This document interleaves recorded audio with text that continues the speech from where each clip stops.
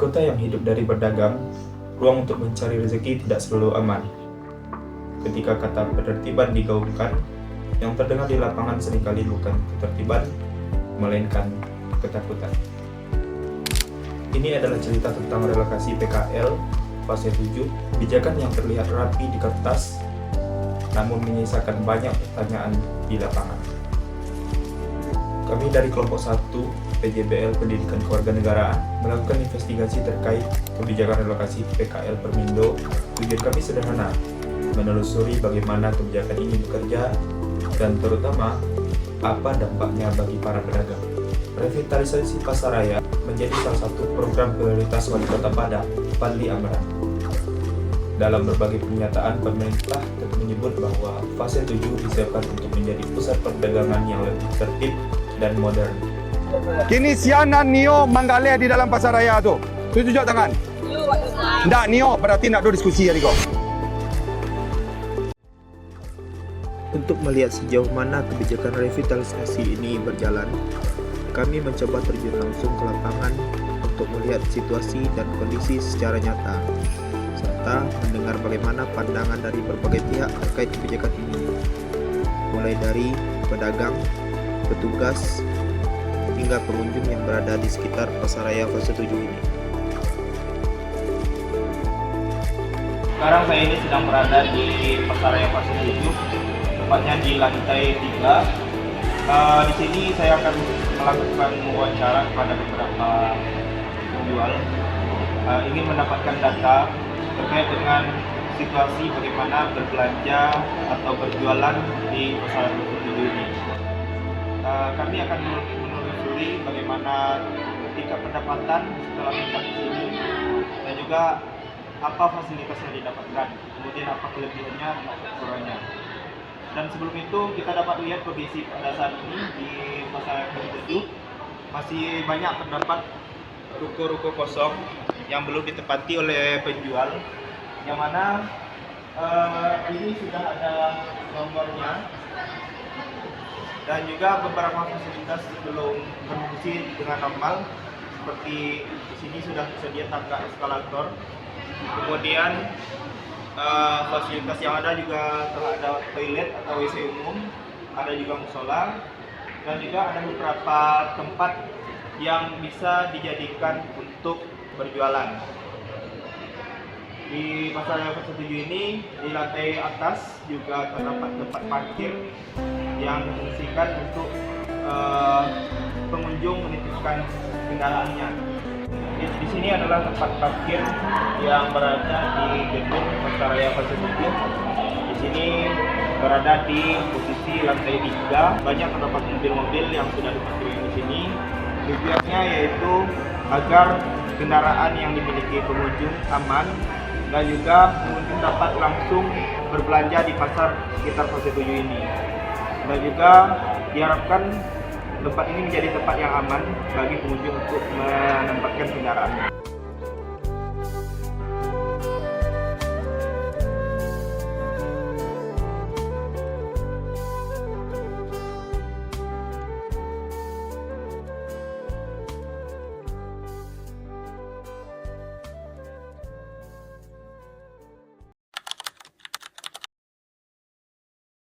Kalau menurut saya kalau yang tempatnya layak dan kondisinya memungkinkan itu nggak masalah.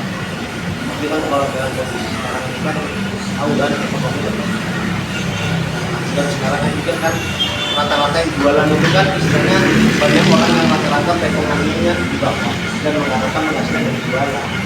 Dan kalau tidak di atas ini dapat jual dulu. Sebenarnya kan sebelum pemindahan itu kan ada uji kelayakan, sesuai enggak, bisa enggak, ya kan? Karena kenapa? Kalau kita memindahkan langsung ke uji kelayakan itu akan mematikan mata pencarian.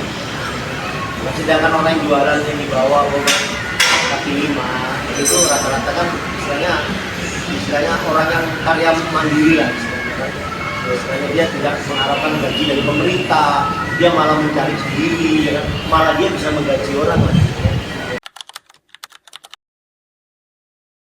Sekarang kan kalau memang begitu bukan di pasar raya. Kalau bisa di pasar ini pemerintah itu mengadakan promo. Jadi masa kita kalah sama tukang galon? Tukang galon aja ini 1 galon dapat kupon. Dan kupon itu akan ditukarkan apabila dapat 10. Saya tukarkan 1 galon. Masa pemerintah nggak bisa buat kebijakan gitu? Jadi ada daya tarik, orang nggak harus beli online. Di online aja kita ada promo-promo harga, ya kan? Beli 2 dapat 3, ya kan? Itu daya tariknya orang, ya kan? Kalau bisa dipasang juga dibuat itu, dipasang itu. Jadi difasilitasi sama pemerintah. Jadi setiap orang yang belanja berkelimpahan seperti 100.000, dia dapat 1 kupon. Nah, kupon, nah, bisa dipasangnya buat ada hiburan. Jadi orang ada peminat itu belanja ke pasar.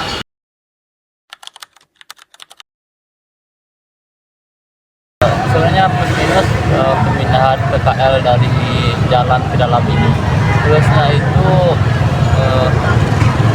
ke pembeli khususnya seperti saya itu plusnya itu untuk aksesnya itu menjadi lebih nyaman, lebih mudah untuk berkendara di sini. Cuman juga punya negatif bagi saya sendiri, itu membuat lebih malas untuk ke dalam berkunjung gitu.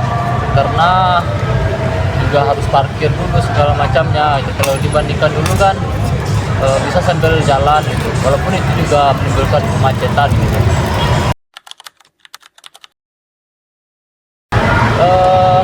Sebenarnya saya lebih setuju di dalam sebenarnya. Tapi ya kembali lagi bagaimana sinergi antara pedagang dengan pemerintah untuk menarik para pengunjung ke dalam gitu. Kita nggak bisa menyerahkan semuanya ke pedagang, juga nggak bisa menyerahkan semuanya ke pemerintah.